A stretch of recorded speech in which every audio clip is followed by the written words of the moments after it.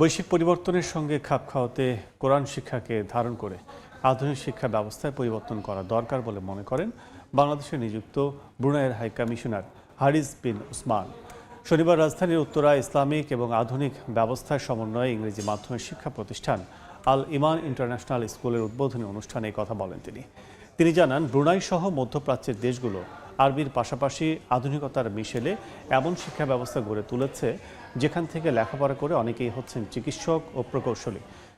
প্রতিষ্ঠানটি রপ্তানিমুখী পোশাক প্রস্তুতকারী উইন্ডি গ্রুপের সিএসআরভুক্ত অলাভজনক হিসেবে পরিচালিত হবে। এ সময় আল ইমান ইন্টারন্যাশনাল স্কুলের চেয়ারম্যান মেজবাউদ্দিন খান জানান, দেশের গতানুগতিক ইসলামিক শিক্ষা ব্যবস্থার বাইরে প্রতিষ্ঠানটি আরবি ও ইংরেজি মাধ্যমের আধুনিকতার মিশ্রণে লেখাপড়ার সুযোগ তৈরি করবে।